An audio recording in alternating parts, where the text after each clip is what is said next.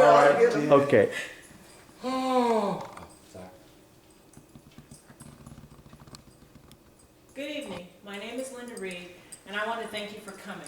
I want to take a few moments to talk about the upcoming election.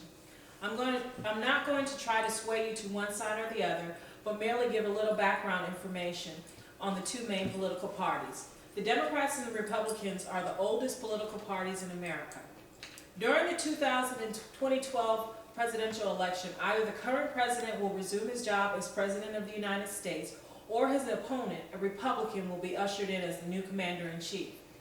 There are over 24 million registered Democrats and 30 million registered Republicans. Each party has a unique platform that they will run on to win your vote.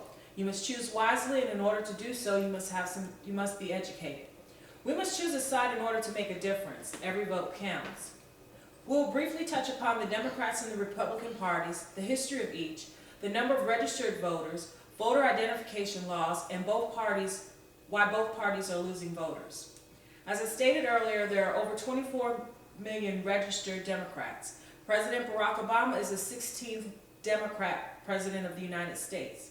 Originally, the nation started off with two parties, the Federalist Party and the Democrat-Republican Party. After 1816, there was only one party after the Federalist Party disbanded. Eventually, the Democrat-Republican Party split in the 1820s into the National Republicans and the Democrats. After Andrew Jackson lost the election, a new Democrat Party was formed. The Democratic Party is considered the oldest in the world. Another split occurred in 1948 over racial issues. According to the Democrat Party's platform, they characteristically fight for more government control over economic matters and less government control over individual rights. The Democrats believe in making investments to create jobs, grow the middle class, and lay fundamentals for a nation that out-educates, out-builds, and out-innovates the rest of the world. The Democratic Party continues to be the party of choice for most blue-collar workers, teachers, minorities, union members, and low-income workers, and even many women. The Republican Party did not exist in 1848. There had been a different party called the Republican or the Democrat-Republican from about 1790 to 1836. The exact origin of the Republican Party is unclear, but parts of the party were in existence around 1852.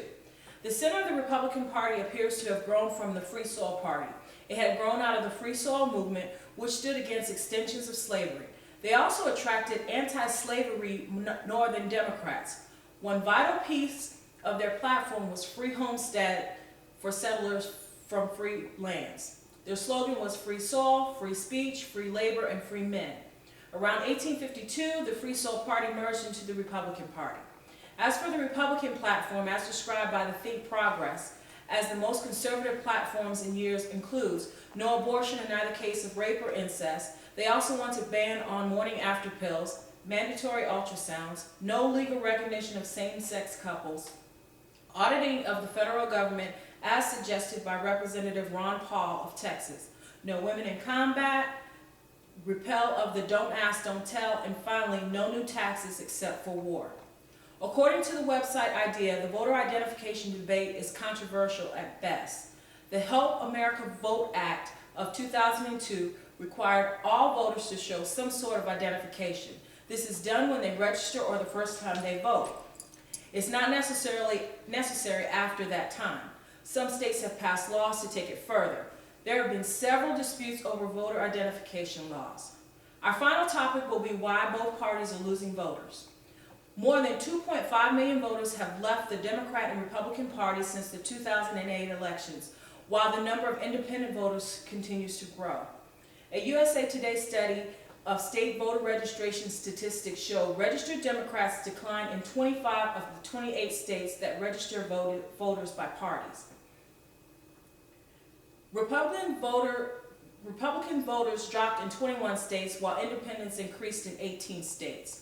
Ralph Nader and Ross Perot belong to the Independent Party, but neither won a single election. Although both had a great impact on the outcome of their elections. George Wallace ran as an independent long before this migration became a trend, and in 1968, Wallace actually carried a few states and won some votes in the Electoral College. in the race between Republican Richard Nixon and Democrat Herbert Humphrey. In terms of discriminating interests, the pattern over the last 3 years goes against Democrats more than Republicans, at least making it mildly good news for the GOP. Now that we've been given a brief overview of the two main political parties, you should be able to choose a political position.